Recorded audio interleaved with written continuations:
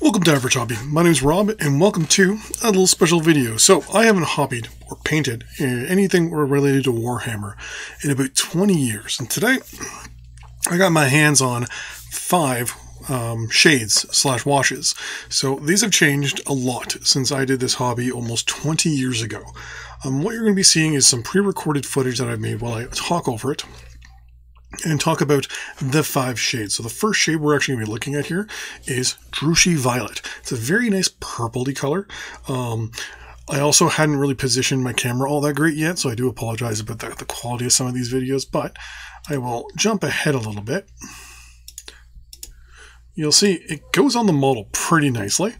I like how it moves around, how it flows when you actually get to see it, and when it's kind of in focus a little bit better. I promise my footage gets better. But yeah, I like how it flowed and how it looked. Over here it gets a little better. But you can see how it's definitely flowing very well. I like how it's also, you can actually physically see the actual color. I'll get into one of the other ones in a few moments. But overall, I think this one was definitely my favorite of the 5. But yeah, this one is definitely I'm going to be using for my Tyranids. Somehow, some way.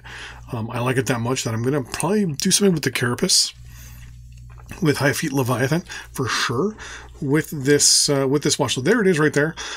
Just freshly applied, nice and goopy. And here it is, about an hour later. Nice and dry. I like how it's gone into the recesses very well. It's tinted the model a little bit, but not enough, but not too much. Where it's settled, it's nice and purple. No real big issues with staining or anything like that.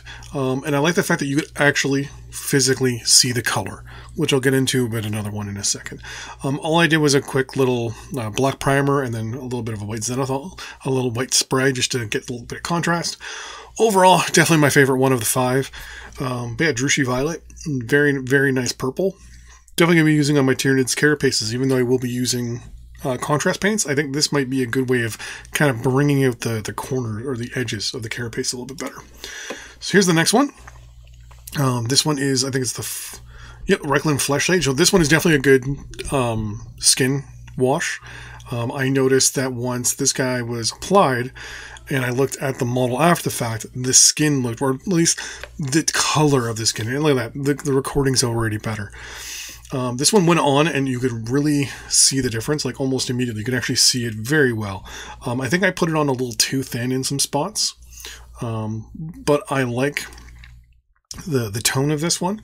I like how it's brown but not too brown. When it dries, it's a lot lighter. I was worried it was going to be too dark. You can see here it's very light after you start putting it on. I think I needed to maybe put it on a little thicker. Or not even as thick. I'm honestly not 100% sure, but I really like this for skin tones. So a lot of my Space Marines are going to be using this on their faces and hands, and my Imperial Guard as well. I really like the way that it sits. So the way it flowed into the chainmail and the hair in this dwarf was amazing. Just going to scoot ahead a little bit here. I think I pushed it around a little too much. I should have let it settle and cut in a little deeper, so it would have gotten a lot darker. But overall, it's not bad. You can see here I put on a little bit more and get it a lot more thicker. Yeah, very good skin tone or skin characteristics. I like how you can see it in the hair, in the chainmail nicely. Lots of in the hair here and in the shoulder pauldrons. Pooled a little bit too much here and a little bit on the sword a little too much, but I really like it for skin. To be 100% honest, like I said, I'm going to be using this on my Space Marine faces and hands, Imperial Guard faces and hands. Can't use it on the Tau because the Tau are obviously blue. So I had to come up with a different blue for that one. And then here we come up with the next one. This is my first one where I kind of went, eh. This is Seraphim Sepia. So this is more of a brown wash as well. It went on very thin. I was actually shocked and surprised how thin this actually turned out to be. So you can see here as I'm putting it around, it's very, very thin. Like the moment you move it around, it's thinned. You can see through it really well. I think this is more of a I honestly don't know what color what I would put this on. Maybe some like brasses, maybe. This is definitely my least favorite. You hear my kid running around. Yeah, this one was definitely my least favorite. Here it is once it's dried.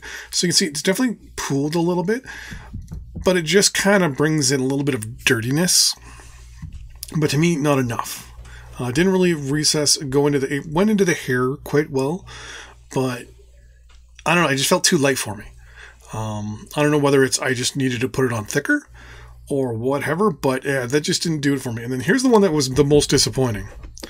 This one is the one that everyone loves, the Nuln Oil. To be honest, putting it on, I was even looking at this going, did I shake this right? Like, why is this so thin? And then I realized, oh wait, no, it's actually like this. I shook it up properly. To me, it's very thin, but I think it's good for metals.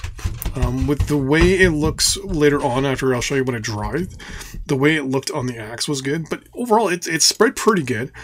I think this is definitely one you might have to put on a little thicker when it comes to metals, because it'll give the metals that griminess, which I think is why it's called an oil, a Nuln Oil, because you're supposed to be putting it mostly on metals. But it went around pretty quickly. It wasn't hard to not notice where it was going and things like that. But yeah, so then this is it here, after it's been drying for an hour. It looked okay. It made the axe look really nice. I'll give it that. Like, you can see that little bit of a griminess to the axe. I like that. I thought it was okay in the chainmail, but over here I saw it brought out a lot of the detail in the heraldry thing here. I forget what it's called in the for the old fantasy dwarves, but I noticed that it brought out a lot of the detail in the face, the eyes, and all that stuff. I think if I were to use this, I'm going to use it on metal and maybe stone. Those are two things I might use it on. Yeah, and then here's the last one. So this one is the Agrax Earthshade. Now this one, in my opinion, is better than the Sepia. So first off, it goes on. You'll see when I start putting on it, very, very dark. Initially, when I was putting this on, I was like, am I putting this on too thick? Am I putting it on too thin? Maybe I need to move it around a little bit more. What do I need to do? Like, am I going to... is it going to be way too thick? Is it basically just going to turn into a brown model? Well, it turns out, as you move it around a little bit better, it starts looking a little bit better. This is definitely one that I think I needed to move around more, which I started to do, luckily enough. You can see near the end there, I'm just moving it around and moving it around and moving it around. I don't think I add much more to it. You can see it's got some nice pooling going on in some spots that I was, kind of unhappy about. But this, to me, made this guy look nice and dirty. You can see all nice little browns in the armor, in the leather, the sword, the griminess of the bolts up here. You can see kind of like a griminess running down them. You can see when I start turning it and stuff like that, the little griminess. I love that, a little bit of griminess in the metal over there. This definitely is my go-to if I want to make something dirty. If I want to make it dirty, I do the Agrax Earthshade. Skin is obviously going to be the flesh tone. Obviously, the Drushi Violet is going to be going for Tyranid Carapaces. And like I said, Nuln Oil, very good for metals.